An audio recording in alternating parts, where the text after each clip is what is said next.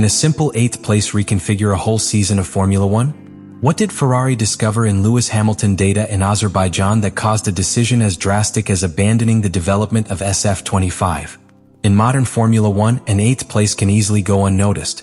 In Sunday's summaries, in the points graphics, in the headlines that only look at the podium. But in Baku, that 8th place of Lewis Hamilton was a crack on the floor that showed an abyss. It wasn't just a bad result. It was the clearest sign that something deep, structural, and dangerous was happening inside Ferrari. And what makes it even more dramatic is that nobody saw him coming. At least, not from outside. During Friday FP2, Hamilton was the fastest. He marked a 1:41,293 that left many speechless, even exceeding the pole of the previous year. The feeling was clear. The car had rhythm. The pilot had confidence. The team was ready. But Formula One, like all elite sports, is cruel to illusions. What seemed like a promise became a trap.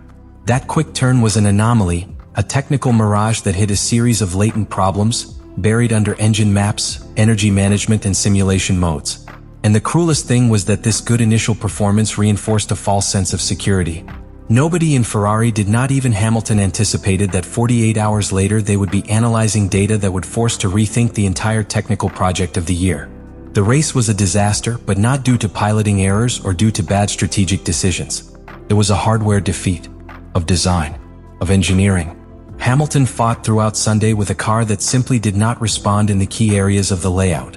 It wasted time in each strong braking, especially in curves 1 and 3, and could not maintain rhythm in the traction areas. But the most worrying thing was not what was seen on the track. It was what engineers saw on the screens. Because while everyone analyzed times by return, telemetry told another story. A story of uncontrolled temperatures, of thermal stress peaks that should not be there, of a car that self-destroyed from within without colliding. And that story, as they would soon discover in Maranello, was not an isolated chapter. It was the prologue of one year very difficult. The engineers did not believe it at the beginning. They checked sensors, crossed data, thought of a calibration failure. But the evidence became impossible to ignore. Throughout the weekend, and constantly, the temperatures of the Hamilton front axle brake system exceeded 1,000 degrees Celsius. Not in a couple of turns. Not after poor air management. It was sustained, persistent, structural. And the worst, it was happening even without traffic in front. What revealed was chilling. The SF25 had a factory defect in its refrigeration architecture of the brake system. Baku is, by its very nature, a ruthless circuit for the braking system. Infinite lines allow to reach very high speeds, but are followed by closed curves where maximum deceleration is required in the shortest possible time. Each return in Azerbaijan is a literal fire test. Under these conditions, having imperfect thermal management is not an inconvenience. It is a sentence. The data not only showed brakes to the limit. They showed a broken synergy between the cooling system, friction materials, and car mass distribution. It was a chain of chained errors. The discs were excessively heated. The tweezers lost efficiency. The pedal became inconsistent. And all this affected the pilot's trust in the most delicate phases of each lap, the braking and the entrance to curve. But it didn't end there. When the brakes overheat, the temperature radiated to the tires. And that modified the behavior of the gums unpredictable. In circuits with more airflow, such as Monza or Silverstone, this can be hidden. But in Baku, where the air is dense and the narrow streets, the lack of cooling aggravates everything. The tires not only lost efficiency, they lost grip just before braking. That made Hamilton arrive with less load to the braking point, just when he needed all possible grip. It was a technical trap that was self-refined. And if that were not enough, the data showed another anomaly that ignited all the alarms. Thermal degradation was not symmetrical. The right side of the SF25 was more committed than the left, which suggested a structural asymmetry in ventilation or aerodynamic distortion that they have not yet explained. In summary, the car not only failed, it did it unpredictably. For Ferrari, this was not just a performance problem. It was an existential challenge. Because correcting such a failure is not solved with a new spoiler or a software update. It requires redesigning the chassis, reconfiguring internal pipelines, rethinking mass distribution, and modifying the entire project approach. In the middle of the season, that's not viable. And in a category as demanding as F1, continuing to develop on a defective base is like building a tower on sand. Maranello's engineers, seeing those graphics, understood that they were not seeing a bad weekend. They were seeing a diagnosis, a medical part of a patient with internal organs failing. And that telemetry not only told them what was wrong. I was shouting that there was no way to save this car without sacrificing all year. Continue investing resources in that chassis would be like continuing to push a ship with a cracked helmet. Therefore, in a decision as hard as necessary, Ferrari froze the development of SF25. They closed the folder. They put an end to the car before reaching the first third of the championship. That decision, far from being a surrender, was a surgical movement. Because Ferrari not only seeks to compete, seeks to win championships. And doing so requires vision.